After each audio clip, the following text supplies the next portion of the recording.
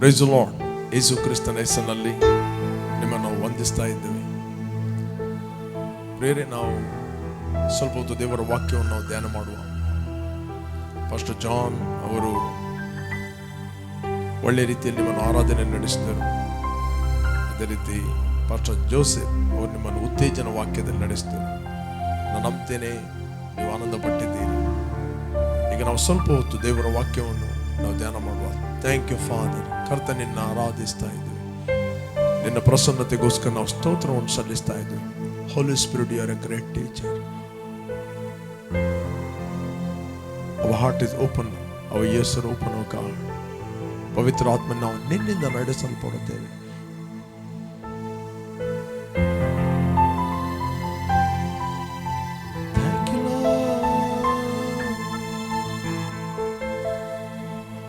ಆಲೋಚನಕರ್ತನೆ, ಪರಾಕ್ರಮಶಾಲಿ, ಮಹಿಮೆಯಾತ್ಮನೆ, ಪರಿಶುದ್ಧಾತ್ಮನೆ. ಆಲೋಚನಕರ್ತನೆ, ಪರಾಕ್ರಮಶಾಲಿ, ಮಹಿಮೆಯಾತ್ಮನೆ, ಪರಿಶುದ್ಧಾತ್ಮನೆ. Hallelujah, hallelujah, hallelujah, hallelujah, hallelujah, hallelujah, hallelujah, hallelujah. Holy Spirit, Holy Spirit, Holy Spirit, Holy Spirit. ಉರಿಯುವ ಆತ್ಮನೆ, ಸತ್ಯದ ಆತ್ಮನೆ, ಬಿಡಿಸಿದ ಆತ್ಮನೆ, ಪರಿಶುದ್ಧಾತ್ಮನೆ.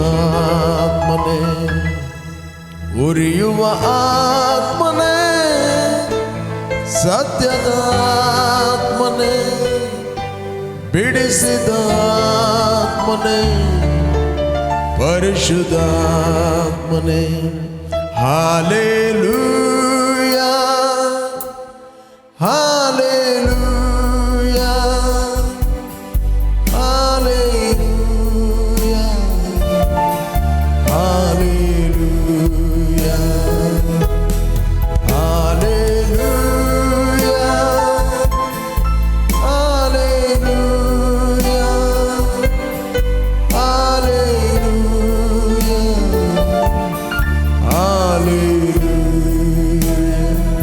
Thank you, Lord. Thank you, Lord, your presence. We give praise you, Master. In Jesus' name, amen. Praise God.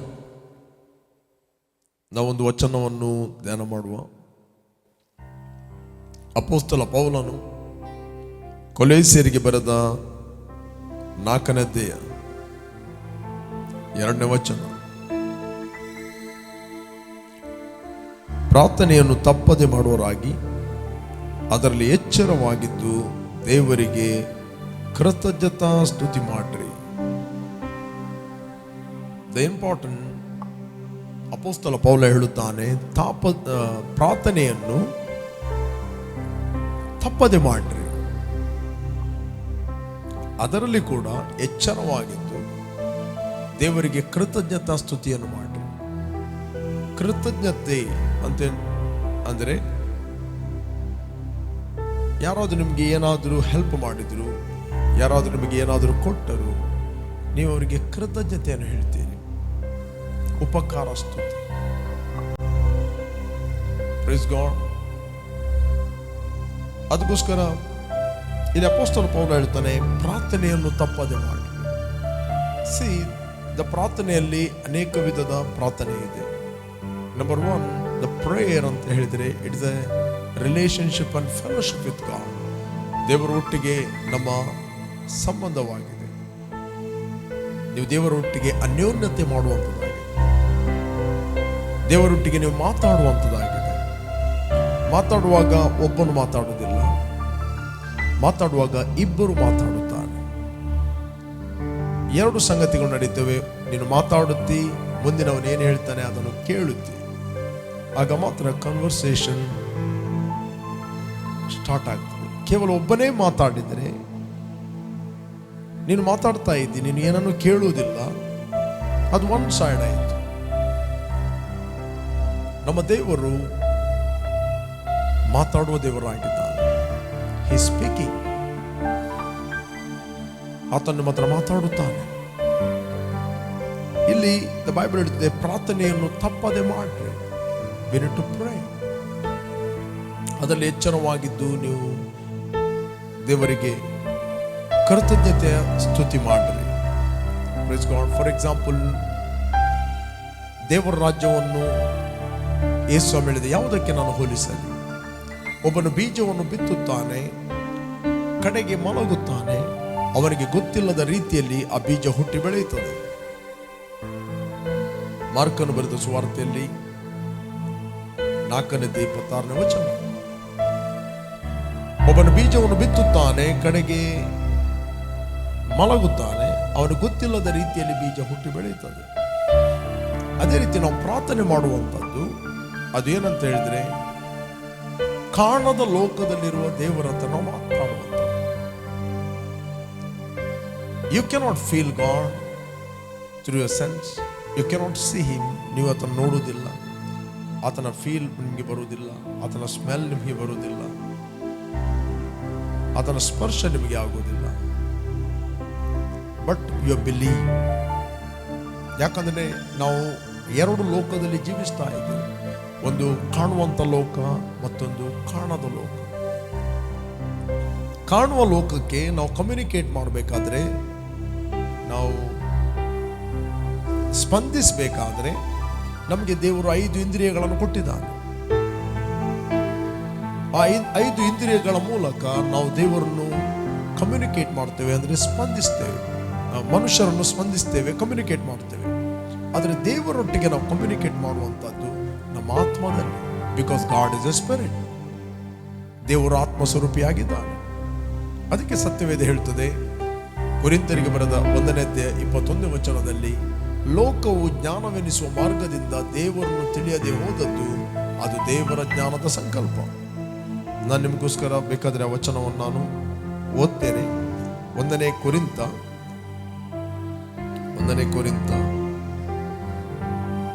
21 ವಚನ.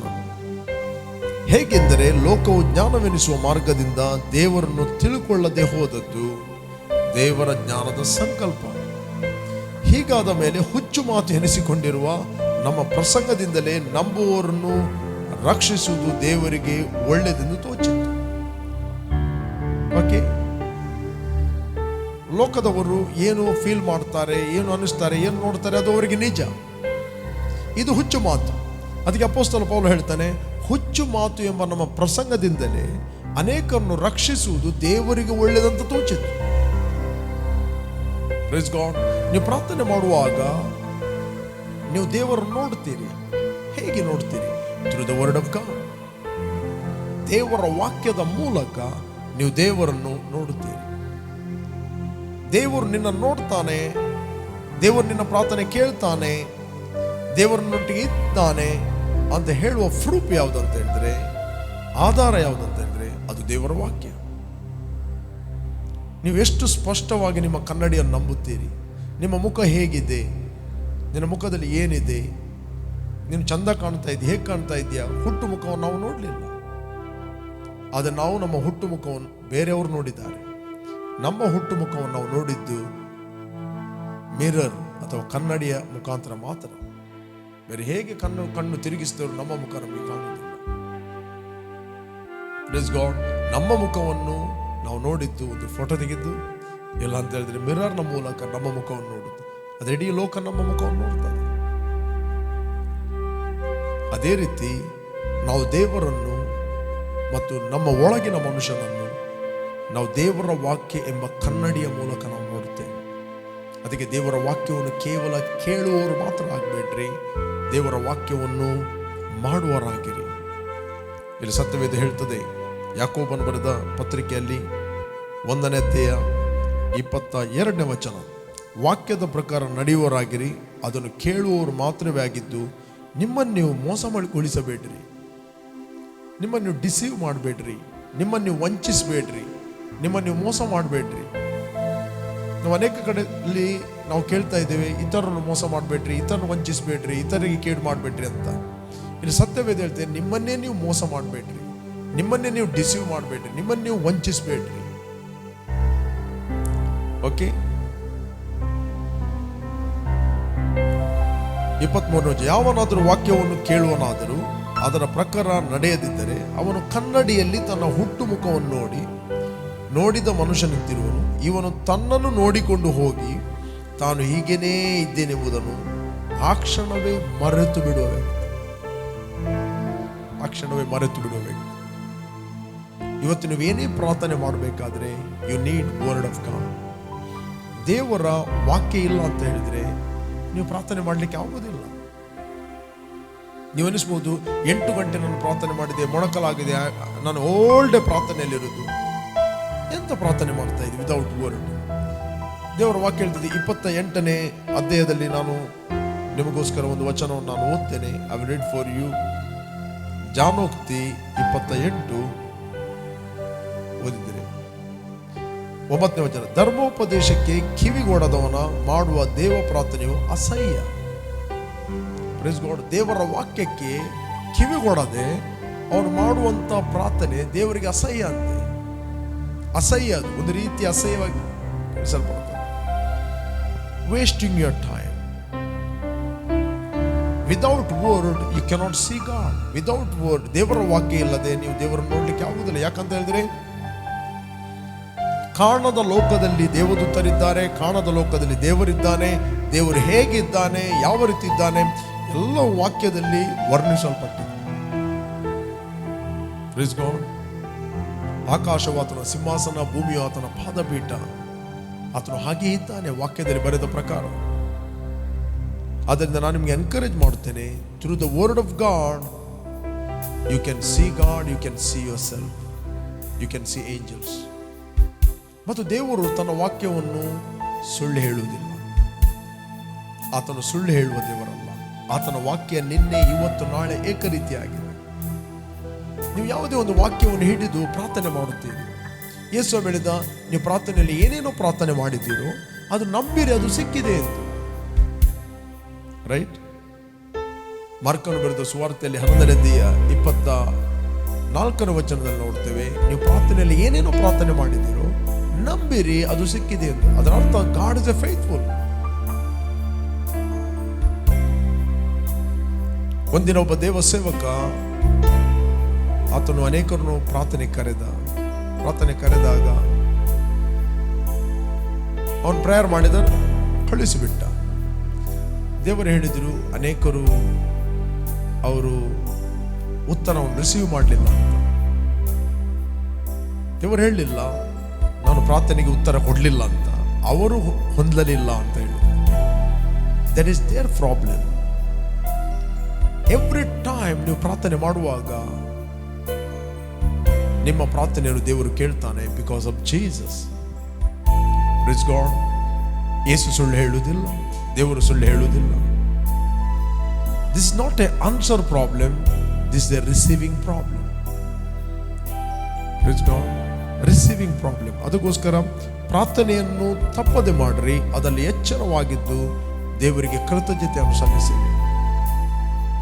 ನೀವು ವಾಕ್ಯ ಹಿಡಿದು ಕಾಣದ ಲೋಕದಲ್ಲಿರುವ ದೇವರಿಗೆ ನೀವು ಪ್ರಾರ್ಥನೆ ಮಾಡುತ್ತೀರಿ. ಪ್ರಾರ್ಥನೆ ಮಾಡಿದ ನಂತರ ಬಿಲೀವ್ ಮಾಡಿ, ನಂಬಿರಿ. ಅನೇಕರು ಪ್ರಾರ್ಥನೆ ಮಾಡುತ್ತಾರೆ, ಆದರೆ ಅವರು ನಂಬುವುದಿಲ್ಲ. ಈಗ ಫಾರ್ ಎಕ್ಸಾಂಪಲ್ ನನ್ನ ಹತ್ರ ಪ್ರಾರ್ಥನೆಗೆ ಬಂದರು, ನಾನು ಪ್ರೇಯರ್ ಮಾಡಿದೆ, ಅದು ಆನ್ಸರ್ ಆಯಿತು, ಅದನ್ನು ನಂಬುವುದಿಲ್ಲ. ನೆಕ್ಸ್ಟ್ ಇನ್ನೊಬ್ಬ ಸೇವಕರ ಹತ್ರ ಹೋಗ್ತಾರೆ, ಸೇಮ್ ಪ್ರೇಯರ್, ನನಗೋಸ್ಕರ ಪ್ರೇಯರ್ ಮಾಡಿ ಅಂತ ಹೇಳ್ತಾರೆ, ಅವರು ಸಹ ಪ್ರೇಯರ್ ಮಾಡ್ತಾರೆ, ನಂಬುವುದಿಲ್ಲ. ಮತ್ತು ಕೆಲವರ ಹತ್ರ ಒಂದು ದೊಡ್ಡ ಲೀಸ್ಟೇ ಇದೆ ವಾಟ್ಸಪ್ಪಲ್ಲಿ, ಎಲ್ಲರಿಗೆ ಫೋನ್ ಮಾಡ್ತಾರೆ, ಎಲ್ಲರ ಹತ್ರ ಪ್ರೇಯರ್ ಮಾಡಿಸ್ತಾರೆ. ಅವರೆಲ್ಲರೂ ಪ್ರೇಯರ್ ಮಾಡಿದ್ದು ಆನ್ಸರ್ ಆಗ್ತದೆ, ಆದರೆ ಇವರು ಮಾತ್ರ ರಿಸೀವ್ ಮಾಡುವ ಪೊಸಿಷನ್ ಅಲ್ಲಿಲ್ಲ. Wasting your time. Don't waste your time. Praise God. ಪ್ರಾರ್ಥನೆ ಮಾಡಿದ ನಂತರ ನಂಬಿರಿ, ಅದು ನಿಮಗೆ ಸಿಕ್ಕಿದೆ ಅಂತ. ಸಿಕ್ಕಿದೆ ಅಂತ ಹೇಳ್ತಿರುವಾಗ ನೀವೇನು ಮಾಡ್ತೀರಿ? ನೀವು ಕೃತಜ್ಞತೆಯನ್ನು ಸಲ್ಲಿಸ್ತೀರಿ. Right? Thank God you answer my prayer. Thank God, ನಾನೊಂದು ಸೀಡನ್ನು ಹಾಕಿದ್ದೇನೆ, ಅದನ್ನು ಮಲ್ಟಿಪ್ಲೈ ಮಾಡಿದ್ದೆ. ಥ್ಯಾಂಕ್ ಯು ಕರ್ತನೆ. ಓಕೆ, ನೀವು ಹೀಲಿಂಗ್ಗೋಸ್ಕರ ಪ್ರಾರ್ಥನೆ ಮಾಡಿದ್ದೀರಿ. ಜಸ್ಟ್ ಬಿಲೀವ್ ಮಾಡ್ರಿ, I am healed by the stripes of Jesus. ಆಧಾರ ಏನು? ನಾನು ಪಾಪದ ಪಾಲಿಗೆ ಸತ್ತು ನೀತಿವಂತನಾಗಿ ಜೀವಿಸುವಂತೆ ನನ್ನ ಪಾಪಗಳನ್ನು ಆತನು ತನ್ನ ದೇಹದ ಮೇಲೆ ಹೊತ್ತುಕೊಂಡು ಹೋದನು, ಆತನ ಗಾಯಗಳಿಂದ ನನಗೆ ಗುಣವಾಯಿತು. ಆಗ ದೇವರು ಹೇಳ್ತಾ ಇದ್ದಾನೆ, ನೀನು ಗುಣವಾಯಿತು ಅಂತ ಹೇಳಿದಾಗ ನೀನೇನು ಮಾಡಬೇಕು? ನೀನು ನಂಬಬೇಕು. How to believe. ನಂಬಿದಾಗ ನೀನು ಏನು ಮಾಡ್ತಿ? ನೀನು ದೇವರನ್ನು ಘನಪಡಿಸ್ತಿ. ಅಬ್ರಹಾಮನಾಗಿ ಆತನ ದೇಹವು ಮೃತಪ್ರಾಯವಾಗಿದ್ದರೂ ಸಾರಳಿಗೆ ಗರ್ಭಕಾಲವು ನಿಂತಿದೆ ಎಂದು ತಿಳಿದಿದ್ದರು ಅವನು ದೇವರ ವಾಕ್ಯದ ಮೇಲೆ ಸ್ವಲ್ಪವೂ ಸಂಶಯ ಪಡದೆ ಪುರಾ ನಂಬಿಕೆಯನ್ನಿಟ್ಟು ದೇವರನ್ನು ಘನಪಡಿಸ್ತಾ ಇದ್ದಾನೆ. ಏನು ಘನಪಡಿಸಿದ? Thank you father, you answer my prayer. ನೀವು ಫೈನಾನ್ಸ್ಗೋಸ್ಕರ ಪ್ರಾರ್ಥನೆ ಮಾಡ್ತೀರಿ. ಓಕೆ, ನೀವು ಪ್ರೇಯರ್ ಮಾಡುತ್ತಿರುವಾಗ believe my God shall supply all my need according to riches and glory. Right?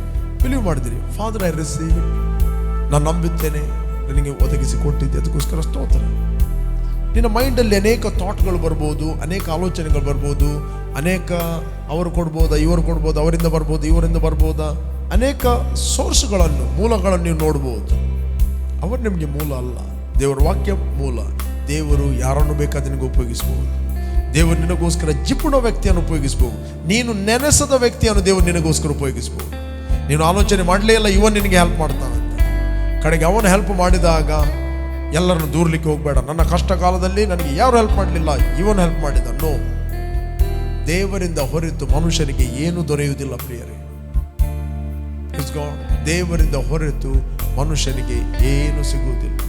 Always thank God. ಪ್ರಾರ್ಥನೆ ಮಾಡ್ತೀರಿ, ಉತ್ತರವನ್ನು ಹೊಂದುತ್ತೀರಿ, ದೇವರಿಗೆ ಕೃತಜ್ಞತೆಯನ್ನು ಸಲ್ಲಿಸಿರಿ. Moment you pray, anything you pray, ನೀವು ಪ್ರಾರ್ಥನೆ ಮಾಡುವಾಗ ವಾಕ್ಯ ಹಿಡಿಯಿರಿ. ಯಾವುದಕ್ಕೆ ನಿಮಗೆ ಪ್ರಾರ್ಥನೆಗೆ ಹೋಗುವ ಮುಂಚೆ ಡಿಸೈಡ್ ಮಾಡಿರಿ ನಿಮಗೆ ಏನು ಬೇಕು ಅಂತ. ಓಕೆ, ಏನು ಬೇಕಂತ ಡಿಸೈಡ್ ಮಾಡುವಾಗ ಅದರ ಮೇಲೆ ಸ್ಕ್ರಿಪ್ಚರ್ಗಳನ್ನು ಹುಡುಕಿರಿ. ಈ ಒಂದು ಪರಿಸ್ಥಿತಿಯ ಬಗ್ಗೆ ದೇವರ ವಾಕ್ಯ ಏನು ಹೇಳ್ತದೆ? ಓಕೆ, ಫೈನಾನ್ಸ್ ನಿಮಗೆ ಇದೆ, ಹಾಗಾದ್ರೆ ಸ್ಕ್ರಿಪ್ಚರ್ಗಳನ್ನು ಹುಡುಕಿರಿ. ಅಥವಾ ನಿಮ್ಮ ಹೆಲ್ತ್, ಓಕೆ, ನೀವು ಸ್ಕ್ರಿಪ್ಚರ್ಗಳನ್ನು ಹುಡುಕಿರಿ. ವಾಕ್ಯ ಏನು ಹೇಳ್ತದೆ?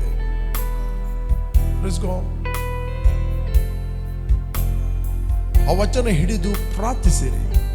ಪ್ರಾರ್ಥನೆ ಮಾಡಿದ ನಂತರ ನಂಬಿರಿ.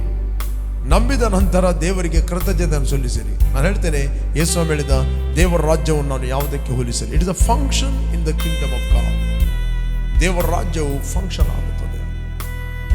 ಒಬ್ಬನು ಬೀಜವನ್ನು ಬಿತ್ತುತ್ತಾನೆ, ಕಡೆಗೆ ಮಲಗುತ್ತಾನೆ, ಅವನಿಗೆ ಗೊತ್ತಿಲ್ಲದ ರೀತಿಯಲ್ಲಿ ಬೀಜ ಹುಟ್ಟುತ್ತದೆ, ಹುಟ್ಟಿ ಬೆಳೆಯುತ್ತದೆ. ನಮ್ಮ ಮನೆ ಹತ್ತಿರ ಒಂದು ಸಹೋದರಿ, ಆಕೆ ಕೆಲವು ಬೀಜಗಳನ್ನು ಹಾಕಿದ್ರು. ಯಾವಾಗ? ಜನವರಿಯಲ್ಲಿ ಒಂದು ಗದ್ದೆಯಲ್ಲಿ ಬೀಜಗಳನ್ನು ಹಾಕಿದ್ರು. ಬೀಜ ಹಾಕಿದ ನಂತರ ಆಕೆ ನೀರು ಹಾಕಲೇ ಇಲ್ಲ 6 ತಿಂಗಳು. ಜೂನಲ್ಲಿ ಮಳೆ ಬಂತು. ಯಾವಾಗ ಮಳೆ ಬಂತು, ಮಳೆ ಬರುವಾಗ ಅದಕ್ಕೆ ಮೊಳಕೆ ಹೊಡಿಲಿಕ್ಕೆ ಸ್ಟಾರ್ಟ್ ಆಯಿತು. ಒಂದು ವೇಳೆ ಆಕೆ ಗದ್ದೆಯಲ್ಲಿ ಹಾಕಿದ ಬೀಜ 3 ದಿನದಲ್ಲಿ ಮೊಳಕೆ ಹೊಡೆಯುತ್ತದೆ. ಯಾಕೆ 5ರಿಂದ 6 ತಿಂಗಳು ತಗೊಂಡಿತ್ತು? ಯಾಕಂತ ಹೇಳಿದ್ರೆ ಆಕೆ ಆ ಬೀಜಕ್ಕೆ ನೀರು ಹಾಕಲಿಲ್ಲ. ಇವತ್ತು ನೀವೇನು ವಾಕ್ಯ ಹಿಡಿದು ಪ್ರಾರ್ಥನೆ ಮಾಡುತ್ತೀರಿ, ನೀವು ಬಿಲೀವ್ ಮಾಡುತ್ತೀರಿ, that means you are putting seed in your heart. ಕೃತಜ್ಞತೆ ಅಂತ ಹೇಳಿದ್ರೆ ನೀನು ಅದಕ್ಕೆ, ಆ ಬೀಜಕ್ಕೆ ನೀರು ಹಾಕುವಂಥದ್ದು, ವಾಟರಿಂಗ್. ಹೇಗೆ ಒಂದು ಬೀಜವನ್ನು ಗದ್ದೆಯಲ್ಲಿ ಹಾಕಿದಾಗ ಗೊತ್ತಿಲ್ಲದ ರೀತಿಯಲ್ಲಿ ಹುಟ್ಟಿ ಬೆಳೆಯುತ್ತದೋ, ಬೀಜವನ್ನು ಹಾಕಿದಾಗ ಅವನು ಒಕ್ಕಿ ನೋಡ್ತಾನ ಅಥವಾ ಅದನ್ನು ತೆಗೆದು ನೋಡ್ತಾನ ಬೀಜ ಹೇಗಿದೆ ಅಂತ. ಡೆಡ್ ಆಗ್ತದೆ, ಸತ್ತು ಹೋಗ್ತದೆ. ಹಾಗೆ ಮಾಡಬೇಡ್ರಿ, ಬಿಲೀವ್ ಮಾಡಿ. ಇದ್ದವರಿಗೆಲ್ಲ ಪ್ರೇಯರ್ ರಿಕ್ವೆಸ್ಟ್ ಕಳಿಸ್ತದೆ, ಏನು ನೋ ಪ್ರಾಬ್ಲಮ್. ಬಟ್ ಎಲ್ಲರ ಪ್ರಾರ್ಥನೆಯನ್ನು ದೇವರು ಕೇಳ್ತಾನೆ. ಆದರೆ ನೀವು ರಿಸೀವ್ ಮಾಡುವ ಪೊಸಿಷನ್ನಲ್ಲಿ ಇರಬೇಕು. ನಾನೊಮ್ಮೆ ಕೇಳಿದ್ದೆ ಒಂದು ಸ್ಟೋರಿ. ಮಕ್ಕಳು ಹೊರಗೆ ಆಟ ಆಡ್ತಾ ಇದ್ದರು. ಆಟ ಆಡಿದ ನಂತರ ಅವರು ಬಾಗಿಲು ತೆರೆದರು. ಒಳಗಿಂದ ಬರುವಷ್ಟು ಬಾಗಿಲು ತೆಗಿಲಿಕ್ಕೆ ಅವರಿಗೆ ಪೇಷನ್ಸ್ ಇಲ್ಲ. ಬಾಗಿಲು ತೆಗಿಲ್ಲ ಅಂತೇಳಿ 10 ಸೆಕೆಂಡ್ ವೆಯ್ಟ್ ಮಾಡಿದ್ರು, ಸೀದಾ ಹೋದರು. ಬಾಗಿಲು ತೆರೆಯುವಾಗ ಹೊರಗೆ ಯಾರಿಲ್ಲ. ಸುಮಾರು ಒಂದು 10 ಸರ್ತಿ ಆ ಮಕ್ಕಳು ಮಾಡಿದ್ರು, ಮತ್ತು ಬಾಗಿಲು ಓಪನ್ ಆಗಲೇ ಇಲ್ಲ. ಇದು ಯಾರೋ ಆಟ ಆಡ್ತಾರಂತೆ.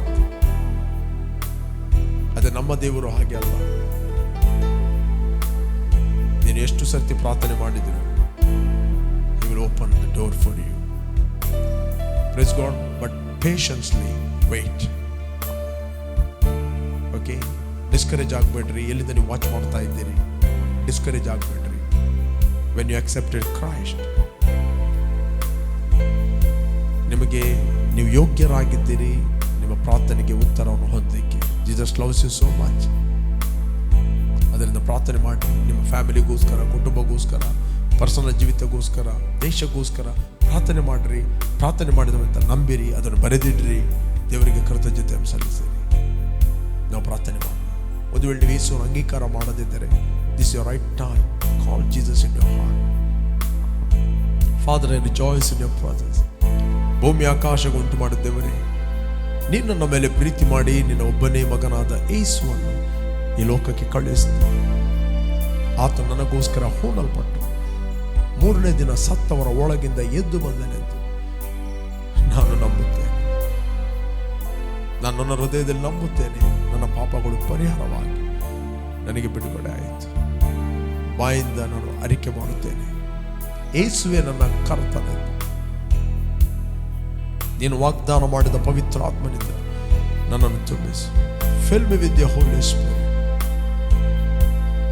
I believe. Thank you, Lord. ಕರ್ತನೇ, ಯಾರು ನಿನ್ನ ಅಂಗೀಕಾರ ಮಾಡಿದ್ದಾರೆ ಅವರು ಪ್ರೊಟೆಕ್ಟ್ ಆಗಲಿ. ಸರಿಯಾದ ವ್ಯಕ್ತಿಗಳು ಸರಿಯಾದ ಸಮಯದಲ್ಲಿ ಸರಿಯಾದ ಪ್ಲೇಸಲ್ಲಿ ಅವರಿಗೆ ಕನೆಕ್ಟ್ ಆಗಲಿ. ಅವ್ರನ್ನ ಪ್ರೊಟೆಕ್ಟ್ ಮಾಡಲಿ. ಅವ್ರ ಬೆಳೆಯಲ್ಲಿ ಅವರು ಫಲ ಕೊಡುವರಾಗಲಿ. In Jesus' name. Amen. Thank you Lord. ಕರ್ತನೆ, ಯಾರು ಈ ಕಾರ್ಯಕ್ರಮ ವಾಚ್ ಮಾಡ್ತಾ ಇದ್ದಾರೋ ಅವರೆಲ್ಲರೂ ಸಂತೈಸಲ್ಪಡಲಿ, ಅವ್ರು ಪ್ರೊಟೆಕ್ಟ್ ಆಗಲಿ. Release your healing, I release the anointing and the favour of god. ಕೇಳಿದ ಪ್ರತಿಯೊಂದು ಮಾತುಗಳು ಅವರಲ್ಲಿ ಫಲ ಕೊಡಲೆಂದು ಪ್ರಾರ್ಥಿಸ್ತಾ ಇದ್ದೇನೆ. ಯೇಸು ನಾಮದಲ್ಲಿ ತಂದೆ. ಆಮೆನ್.